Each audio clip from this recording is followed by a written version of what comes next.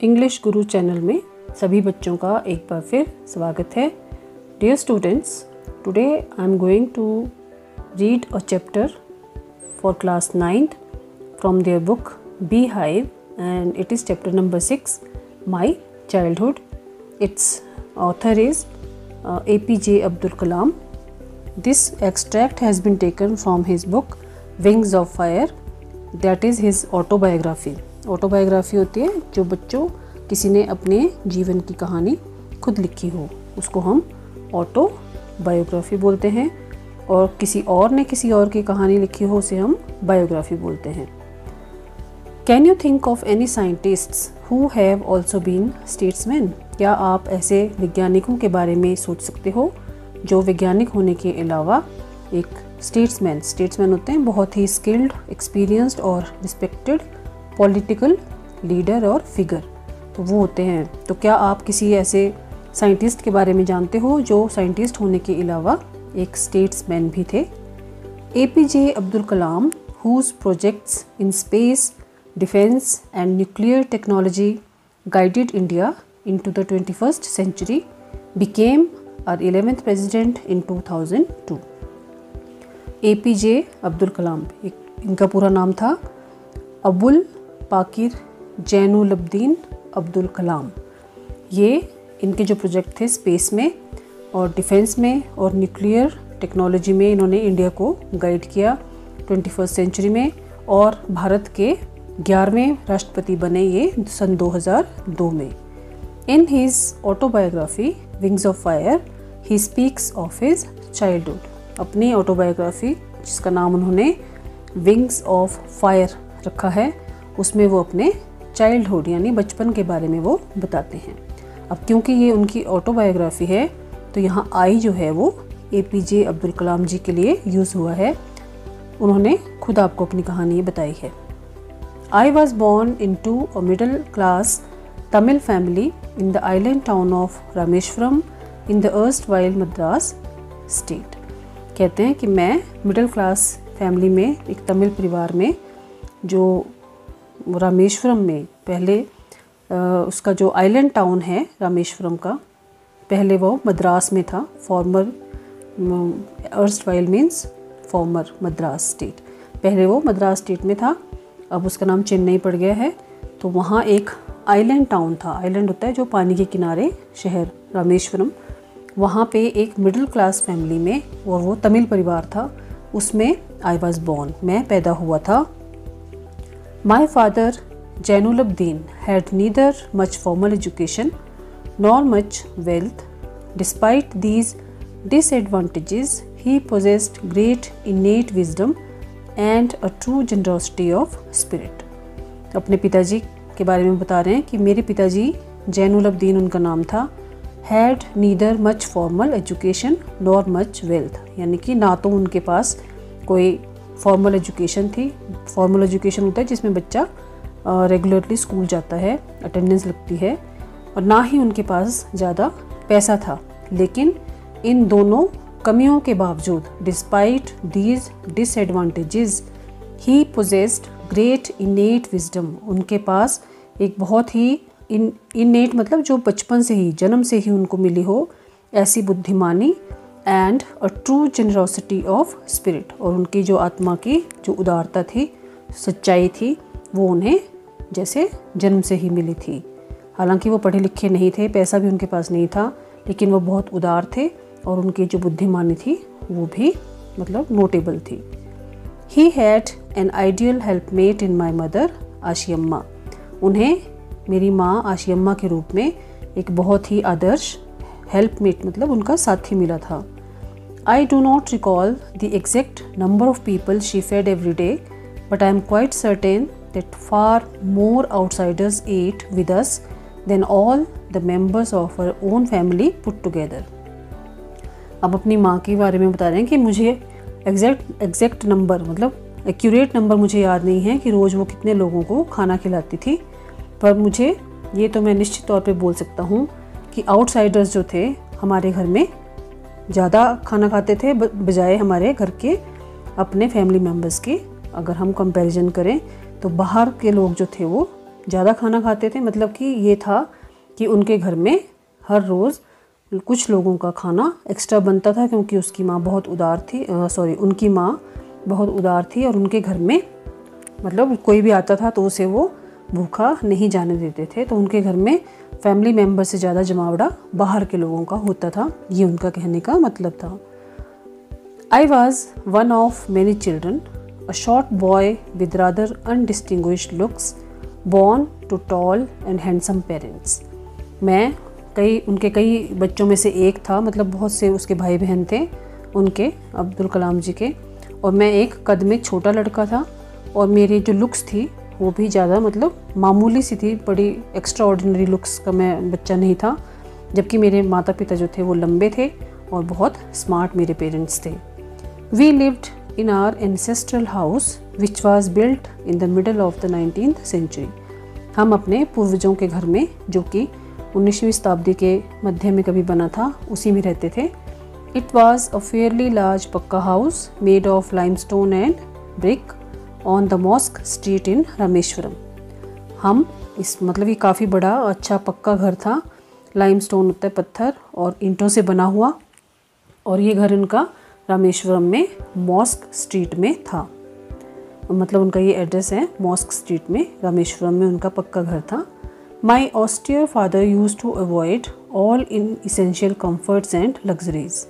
मेरे सिंपल से साधारण से जो पिताजी मतलब जो थे, मेरे पिताजी बहुत साधारण थे और वो अनावश्यक आरामदेह मतलब जो चीज़ें हमें आराम दे, लग्जरी की चीज़ें जैसे सोफ़ा, टीवी वगैरह, इन सब चीज़ों से को वो अवॉइड करते थे। However all necessities were provided for in terms of food, medicine और क्लोथ्स। पर इसके अलावा जो जीवन की और ज़रूरतें होती हैं वो सबको वो उपलब्ध करवाते थे, जैसे कि खाना, दवाइयाँ, कपड़े। तो उन्हें लगता था कि जो जिन चीज़ों की आवश्यकता नहीं है उन्हें घर में इकट्ठा करने की कोई आवश्यकता नहीं है। In fact I would say mine was a very secure childhood both materially and emotionally.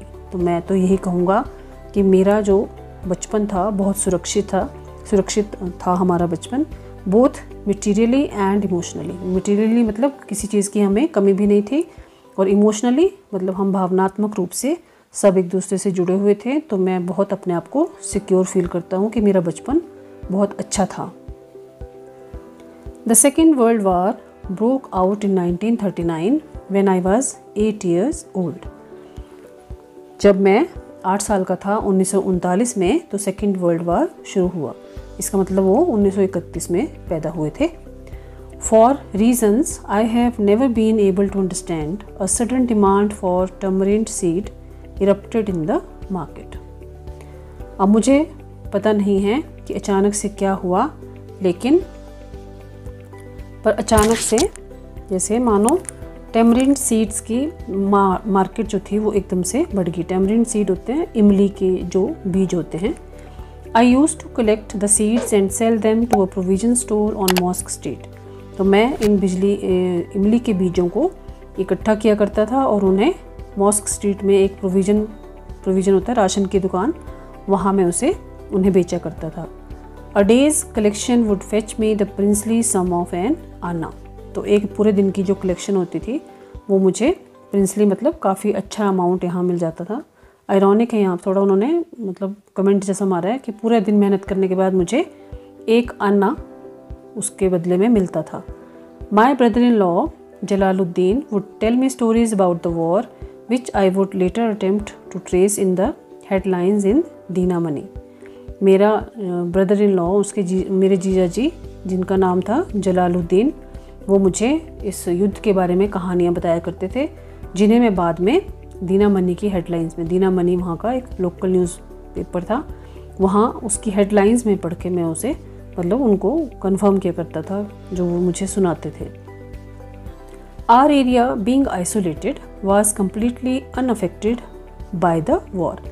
हमारा जो एरिया था जहाँ वो रहते थे रामेश्वरम में मॉस्क स्ट्रीट में, बीइंग आइसोलेटेड मतलब शहर से थोड़ा अलग था, इसलिए वो वॉर के जो प्रभाव थे उससे पूरी तरह अछूता था। But soon India was forced to join the allied forces and something like a state of emergency was declared. पर जल्दी ही भारत को भी फोर्स किया गया कि वो एलाइड फोर्सेस मतलब जिसमें यूके, यूएसए और रशिया की जो आर्मीज़ थी, तो उन्हें मतलब भारत को भी मजबूरन उन्हें ज्वाइन करना पड़ा और फिर एक तरह से इमरजेंसी डिक्लेयर हो गई। इमरजेंसी वो सिचुएशन होती है जिसमें आपको बाहर निकलने पर मतलब पूरी तरह से आप समझ लो कर्फ्यू, जैसे इन दिनों आजकल भारत में भी या भारत के पूरे विश्व में ही कर्फ्यू जैसी स्थिति बनी हुई है ड्यू टू कोरोना वायरस। आप सभी सुनते ही हैं न्यूज़ वगैरह। तो ऐसी ही एक स्थिति उस समय डिक्लेयर हो गई थी, पर उसका कारण था second world war. The first casualty came in the form of the suspension of the train halt at Rameswaram station. और सबसे पहला जो इसका नुकसान हुआ, कैजुअलिटी वैसे दुर्घटना होती है, तो यहाँ उन्होंने कैजुअलिटी यूज़ किया है कि इसका पहला जो असर आया इस युद्ध का वो क्या हुआ कि जो रामेश्वरम स्टेशन पर ट्रेन रुकती थी उसका हॉल्ट जो था, हॉल्ट होता है ट्रेन का रुकना, वो बंद हो गया। The newspapers now had to be bundled and thrown out from the moving train on the Rameswaram road between Rameswaram and Dhanushkodi. अब क्या था कि वहाँ पे ट्रेन जैसे रुकेगी नहीं, तो अब न्यूज़पेपर जो थे उसके बंडल जो थे वो चलती हुई ट्रेन से रामेश्वरम रोड पर फेंकने पड़ते थे, रामेश्वरम और धानुषकोडी के बीच में। That forced my cousin Samsuddin, who distributed newspapers in Rameshwaram, to look for a helping hand to catch the bundles, and as if naturally I filled the slot. अब इससे क्या हुआ कि मेरा जो कज़न था, मेरा चचेरा या ममेरा भाई जो भी है शमसुद्दीन, वो क्योंकि न्यूज़पेपर का डिस्ट्रीब्यूटर था रामेश्वरम में, तो उसे एक मतलब हेल्पिंग हैंड की ज़रूरत थी जो उसकी मदद करे, एक मददगार की ज़रूरत थी जो चलती हुई ट्रेन से मतलब वो बंडल्स को पकड़े। और फिर इट वॉज क्वाइट नेचुरल कि मैंने फिर वो जगह ले ली। आई फिल्ड द स्लॉट, मतलब मैंने वो काम करने के लिए उसे हाँ कर दी अपने कज़न को। Shamsuddin help me earn my first wages. इस प्रकार से शमसुद्दीन ने मुझे अपनी पहली जो वेजेस थी, कमाई थी, वो करने में मेरी मदद की। Half a century later, I can still feel the surge of pride in earning my own money for the first time.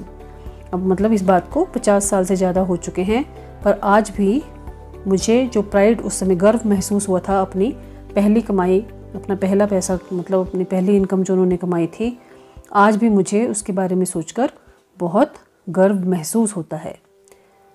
Every child is born with some inherited characteristics into a specific socio-economic and emotional environment and trained in certain ways by figures of authority. तो कहते हैं हर बच्चा जब पैदा होता है उसमें कुछ इनहेरिटेड कैरेक्टरिस्टिक्स, उसमें मतलब जन्म से ही कुछ इनहेरिटेड जो उसके अंदर पहले से ही विशेषताएं हैं, और मेरे जैसे मतलब जो socio economic and emotional environment में जो उसको जीने के लिए मतलब सामाजिक, आर्थिक और इमोशनल एनवायरनमेंट में उसको हेल्प मिलती है और उसे ट्रेंड किया जाता है कई निश्चित तरीक़ों से बाय फिगर्स ऑफ अथॉरिटी, जिसमें उसके माँ बाप, उसका घर परिवार, समाज सब अपना रोल प्ले करते हैं। तो मुझे क्या मिला था? What I inherited honesty and self discipline from my father. उनका कहने का मतलब ये है कि जब कोई बच्चा पैदा होता है तो उसके परिवार में उसे इस तरह से अपब्रिंगिंग दी जाती है जिसमें वो अपना आर्थिक, सामाजिक और भावनात्मक पर्यावरण घर का होता है, माहौल होता है, और उसमें उस बच्चे को अपने घर के हिसाब से ट्रेनिंग दी जाती है जीवन जीने की। तो मुझे अपने परिवार से क्या मिला था? आई inherited honesty and self discipline from my father. अपने पिताजी से मुझे ईमानदारी और आत्म अनुशासन, ये क्वालिटीज़ मिली थी। From my mother I inherited faith in goodness and deep kindness and so did my 3 brothers and sister. तो अपनी माँ से हमें क्या मिला था?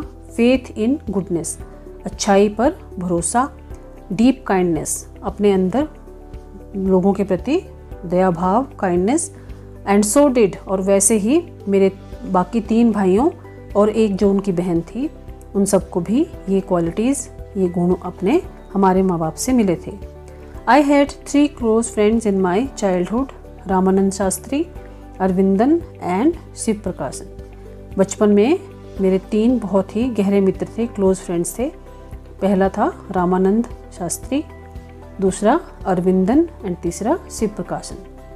All these boys were from Orthodox Hindu ब्राह्मण फैमिलीज़। ये तीनों लड़के बहुत ही रूढ़िवादी हिंदू ब्राह्मण परिवारों के बच्चे थे और कलाम साहब जो थे वो मुस्लिम थे।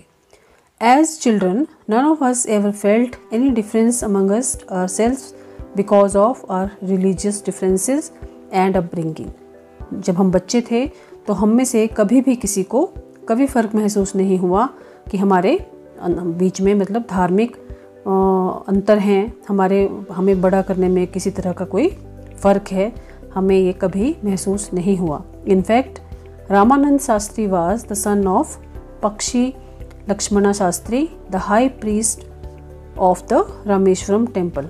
वास्तव में सच्चाई तो ये थी कि जो रामानंद शास्त्री था वो जो सबसे बड़े वो होते हैं पुजारी होते हैं रामेश्वरम टेम्पल के, वो थे पक्षी लक्ष्मणा शास्त्री, वो उनका बेटा था। Later he took over the priesthood of the Rameswaram temple from his father. बाद में अपने पिताजी की जगह वो उस टेम्पल का, रामेश्वरम टेम्पल का बड़ा प्रीस्ट बन गया। Aravindan went into the business of arranging transport for visiting pilgrims. Aravindan ने मतलब बड़े होकर उसने क्या बिजनेस किया, जैसे धार्मिक यात्राओं पर लोग जाते हैं उनके लिए ट्रांसपोर्ट का अरेंजमेंट करना। एंड शिव प्रकाशन became a catering contractor for the southern railway. और तीसरा जो था उनका दोस्त शिव प्रकाशन, वो केटरिंग कॉन्ट्रैक्टर बन गया सदर्न रेलवे के लिए, दक्षिण रेलवे के लिए, मतलब गाड़ियों में ट्रेन्स में खाना जो उपलब्ध करवाया जाता है उसका वो कॉन्ट्रैक्टर, उसने वो कॉन्ट्रैक्ट ले लिया, तो वो केटरिंग कॉन्ट्रैक्टर बन गया सदर्न रेलवे की ट्रेन्स में खाना प्रोवाइड कराने के लिए। During the annual Shri Sitarama Kalyanam ceremony our family used to arrange boats with a special platform for carrying idols of the lord from the temple to the marriage site situated in the middle of the pond called Rama Tirtha which was near our house। जब वार्षिक समारोह होता था जिसमें Shri Sitarama Kalyanam ceremony, मतलब भगवान श्री राम और सीता माता का जिसमें विवाह मतलब होता था, एक सेरेमनी वहाँ पे मनाई जाती थी, तो हमारा परिवार क्या करता था, बोट्स का अरेंजमेंट करता था। उसके लिए स्पेशल प्लेटफॉर्म बनाए जाते थे। भगवान राम और सीता की मूर्तियों को कहाँ ले जाना, मंदिर से मैरिज साइट तक, जहाँ पे उनका वो कल्याणम सेरेमनी होती थी, वहाँ तक ले जाने के लिए स्पेशल बोट्स का अरेंजमेंट उनका परिवार किया करता था। और ये मैरिज साइट कहाँ सिचुएटेड थी, middle of the pond called Ram Tirath. एक तालाब था, उस तालाब का नाम था राम तीरथ, और उसके बीच में वो साइट थी जहाँ उनका विवाह संपन्न होता था भगवान राम और सीता का।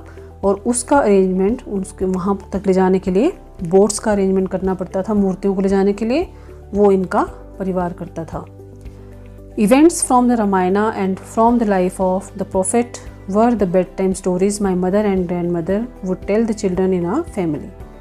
तो रामायण के इवेंट्स, रामायण की घटनाएं, रामायण की कहानियाँ और प्रोफेट होते हैं जो साधु महात्मा, उनके जीवन की जो वृतांत होते थे वो हमें बेड टाइम स्टोरीज़, जो सोते समय बच्चों को कहानियाँ सुनाई जाती हैं, मेरी माँ और दादी हमारे घर के बच्चों को वो सारी कहानियाँ रात के समय सुनाया करती थी।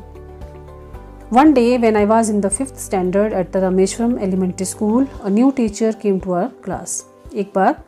एक दिन जब वो 5वीं कक्षा में थे रामेश्वरम एलिमेंट्री स्कूल में, तो उनकी कक्षा में पढ़ाने के लिए एक नया टीचर आया। I used to wear a cap which mark me as a Muslim. मैं एक टोपी पहनता था जो इस बात का प्रतीक था कि मैं एक मुस्लिम हूँ।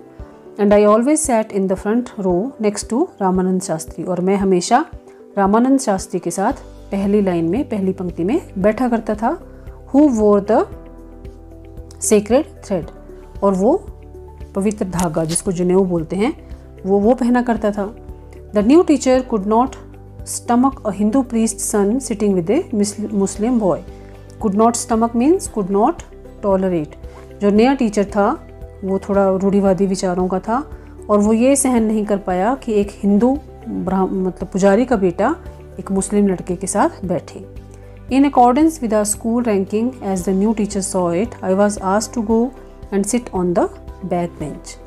अब जैसे हमारे सोशल रैंकिंग थी, मतलब सामाजिक जैसे दर्जा दिया जाता है कि हिंदू सबसे ऊपर, फिर राजपूत, ये वो, जैसे भी उन्होंने सोशल रैंकिंग की हुई थी उसके दिमाग में थी, तो उसने नए टीचर ने जैसे देखा कि क्या रैंकिंग है सोसाइटी में, उनका क्या स्टेटस है, तो उसने मुझे कहा कि मैं जाकर लास्ट बेंच पर बैठूं। I felt very sad and so did Ramanand Shastri. मुझे बहुत बुरा लगा और वैसे ही रामानंद शास्त्री को भी बहुत बुरा लगा।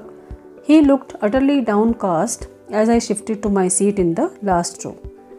डाउन कास्ट होता है बहुत ही सैड या डिप्रेस्ड हो जाना।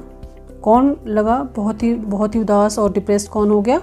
रामानंद शास्त्री। जब मैं अपने सीट से उठकर लास्ट रो में गया, लास्ट पंक्ति पर में गया, क्योंकि मास्टर जी ने कहा, क्योंकि सोशल रैंकिंग के हिसाब से उनको लगा कि भी मुस्लिम लड़का है, हिंदुओं के साथ कैसे बैठा है, तो उन्होंने सीट चेंज कर दी उसकी। तो जब वो अपनी उस नई चेंज हुई सीट पर गए तो रामानंद शास्त्री बहुत सैड और डिप्रेस्ड हो गया। The image of him weeping when I shifted to the last row left a lasting impression on me.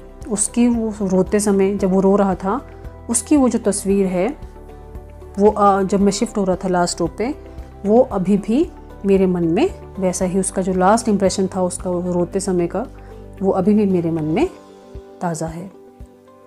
After school we went home and told our respective parents about the incident. School के बाद हम अपने अपने घर गए और अपने अपने माँ बाप को बताया जो स्कूल में हुआ था।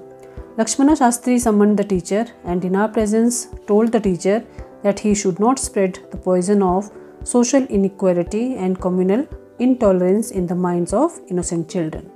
लक्ष्मणा शास्त्री ने टीचर को बुलाया। समन द टीचर होता है बुलावा भेजना, तो टीचर को उन्होंने बुला भेजा और हमारी उपस्थिति में टीचर को ये बता दिया कि उसे ये जो जहर है सोशल इनइक्वालिटी का, सामाजिक असमानता का, और कम्युनल इंटॉलरेंस, जो सामुदायिक कम्युनिटी के आधार पर जो मतलब बच्चों के मन में ऐसे इनोसेंट चिल्ड्रन, मतलब जो मासूम बच्चे हैं, उनके दिमाग में ये सामाजिक असमानता और कम्युनल इनटॉलरेंस, कम्युनल होता है मतलब समुदाय के आधार पर, ये इस तरह का जो जहर है, मतलब भेदभाव का जो जहर है, वो बच्चों के मासूम दिमाग में वो ना डाले। He bluntly asked the teacher to either apologize or quit the school and the island. उन्होंने साफ bluntly मतलब साफ शब्दों में टीचर को बोल दिया कि या तो वो अपोलोजाइज़ करे, अपोलोजाइज़ मतलब या तो अपने व्यवहार के लिए क्षमा मांगे या स्कूल और उस टापू को छोड़कर, आइलैंड को छोड़कर चला जाए। Not only did the teacher regret his behavior, but the strong sense of conviction Lakshmana Shastri conveyed ultimately reformed this youth teacher. ना केवल उस टीचर ने को अपने व्यवहार पर उन्हें मतलब रिग्रेट हुआ, पछतावा हुआ, बल्कि लक्ष्मणा शास्त्री ने जो मैसेज उनको दिया अपने कठोर शब्दों के द्वारा, उन्होंने एक स्ट्रॉन्ग ओपिनियन और या बिलीफ उनके दिमाग में घुसा दिया कि यहाँ पे इस तरह का व्यवहार जो है वो नहीं चलेगा। और उन्होंने अपने आप को उस यंग टीचर के दिमाग में ये बात डाल दी कि उसका जो रवैया है उसे वो चेंज करना ही पड़ेगा। ये बच्चों, ये देख सकते हैं आप, बच्चे बैठे हुए हैं और ये मास्टर जी इनको पढ़ा रहे हैं। I always sat in the front row next to Ramanand Shastri. तो ये पहला बच्चा रामानंद शास्त्री है और साथ में जिन्होंने सिर पे टोपी लगाई हुई है बीच में सेकंड नंबर, ये हैं APJ Abdul Kalam. On the whole the small society of Rameswaram was very rigid in terms of the segregation of different social groups. On the whole मतलब अगर हम बात करें पूरी तरह से, तो छोटा सा जो समाज था रामेश्वरम का, वो इस तरह से मतलब सामाजिक जो ग्रुप थे, समूह थे, उनके मामले में बहुत ही वो रिजिड थे, मतलब बहुत कठोर थे। उन्हें इस तरह का व्यवहार पसंद नहीं था कि उन्हें कोई धर्म के आधार पर, जाति के आधार पर या आर्थिक आधार पर उनका सेग्रीगेशन मतलब उनको डिवाइड करे। However, my science teacher Shiv Subramanya Le Iyer, though an orthodox Brahmin with a very conservative wife, was something of a rebel.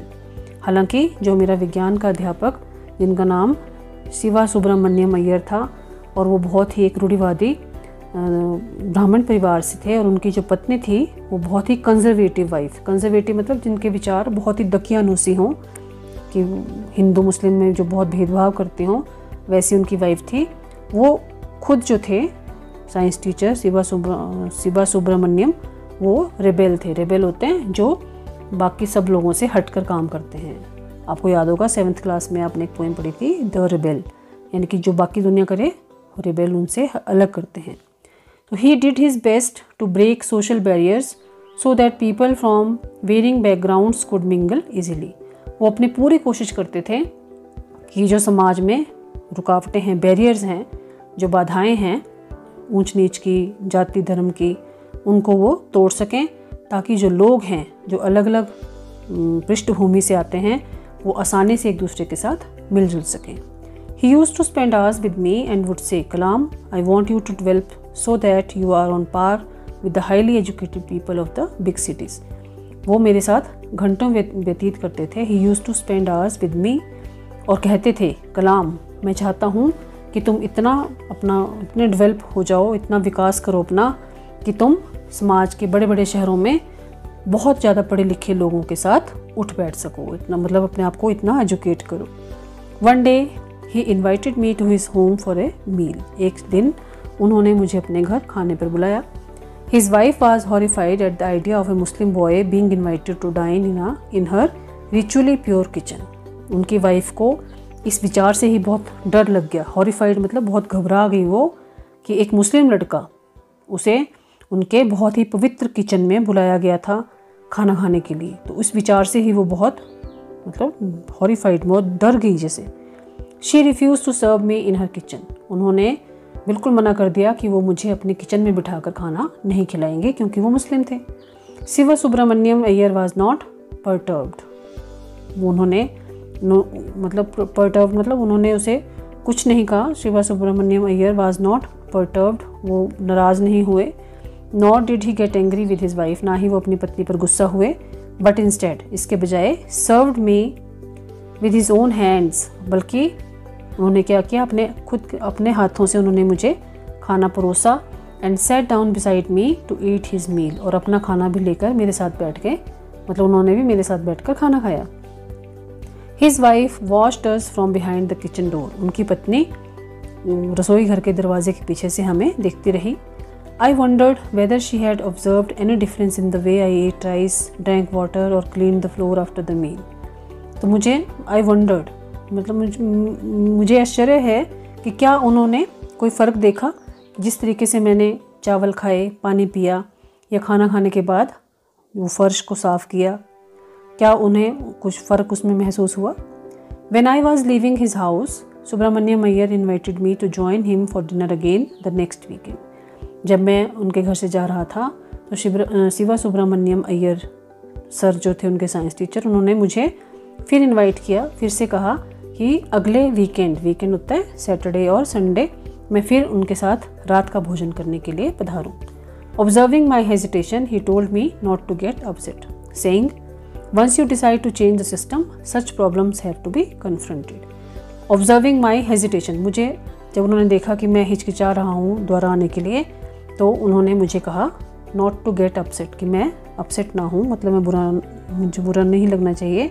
और ये कहा, एक बार जब तुम सिस्टम को चेंज करने का फैसला कर लो तो ऐसी समस्याएं तो आपके रास्ते में आएंगी ही। When I visited his house the next week, Shiva Subramaniam Iyer's wife took me inside her kitchen and served me food with her own hands. अगली बार जब मैं उनके घर गया अगले हफ्ते, तो शिवा सुब्रमण्यम अय्यर्स की जो पत्नी थी, वो मुझे खुद किचन में ले गई अपने रसोई घर में और अपने हाथों से उन्होंने मुझे खाना परोसा। Then the second world war was over and India's freedom was imminent. उसके बाद द्वितीय विश्व युद्ध जो था वो ख़त्म हो गया और भारत की जो आज़ादी थी वो इमिनेंट मतलब निश्चित थी कि हो जाएगी। Indians will build their own India declared Gandhi ji. Gandhi ji ने घोषणा कर दी कि भारतीय अपना खुद का एक देश बनाएंगे, India. The whole country was filled with an unprecedented optimism. पूरे शहर में, पूरे देश में अनप्रेसिडेंटेड मतलब जिसको आप बयान नहीं कर सकते, ऐसे आशावादी सारे लोग पूरे देश के लोगों के मन में ऐसी मतलब आशाएं जाग उठी। I asked my father for permission to leave Rameswaram and study at the district headquarters in Ramanathapuram. मैंने अपने पिताजी से परमिशन ली कि मैं रामेश्वरम छोड़कर आगे पढ़ने के लिए जिला हेडक्वार्टर्स जो थे, डिस्ट्रिक्ट हेडक्वार्टर्स जो कि रामनाथपुरम में थे, कि मैं वहाँ जाकर आगे अपनी पढ़ाई करना चाहता हूँ। ये देखिए, Shiva Subramaniam Iyer's wife took me inside her kitchen and served me food. ये है उनका परिवार। He told me as if thinking aloud, Abul I know you have to go away to grow. जब उन्होंने परमिशन मांगी तो उन्होंने मुझे कहा जैसे बहुत थिंकिंग अलाउड, जैसे बहुत सोच रहे हों और फिर उनके मन में कुछ चल रहा हो, फिर वो बोले, अबुल मैं जानता हूँ तुम्हें ग्रो करने के लिए बहुत दूर जाना है। Does the seagull not fly across the sun alone and without a nest. क्या जो सीगल होते हैं वो अक्रॉस द सन, क्या वो लंबी उड़ान नहीं भरते हैं सूर्य की रोशनी में अकेले बिना घोंसले के। मतलब उन्होंने रेफरेंस दिया कि पक्षियों को भी अपना घोंसला छोड़कर दूर उड़ान भरनी पड़ती है, तभी वो कुछ ज़िंदगी में सीखते हैं। He quoted Khalil Gibran to my hesitant mother. उन्होंने मेरी हिचकिचाती हुई माँ नहीं चाहती थी कि वो जाएं, तो उन्होंने खलील गिब्रान के कुछ शब्द जो थे वो मेरी माँ को कहे। Your children are not your children. तुम्हारे बच्चे केवल तुम्हारे बच्चे नहीं हैं। They are the sons and daughters of life's longing for itself. वो मतलब ज़िंदगी के बेटे और बेटियां हैं जिनको अपना जीवन खुद बनाना है। They come through you but not from you. वो तुम्हारे द्वारा आते हैं पर तुमसे नहीं। You may give them your love but not your thoughts. तुम उन्हें अपना प्यार दे सकते हो पर अपने विचार नहीं। For they have their own thoughts. क्योंकि उनके अपने विचार होते हैं। तो बच्चों, ये था एक्सट्रैक्ट अब्दुल कलाम साहब की ऑटोबायोग्राफी विंग्स ऑफ फायर से। अगली वीडियो में हम इसकी एक्सरसाइज डिस्कस करेंगे। तो मुझे उम्मीद है आपको चैप्टर समझ आ गया होगा। आपने अब इस चैप्टर की खुद रीडिंग करनी है, एक बार, दो बार, बार बार, जब तक आपको खुद से समझ ना आए। और इसके लिए सबसे ज़रूरी है कि आप डिफ़िकल्ट वर्ड्स को अंडरलाइन करते चलें। उस समय आपने डिक्शनरी नहीं खोलनी है। पढ़ने के बाद आपको डिक्शनरी लेनी है और फिर जो शब्द आपको मुश्किल लगे हैं उनके मीनिंग आपने डिक्शनरी से ढूंढने हैं। और फिर जब वो मीनिंग आपको पता लग जाए, फिर आपने एक चैप्टर को फिर से रीड करना है, तब आपको ये चैप्टर अच्छे से समझ आएगा।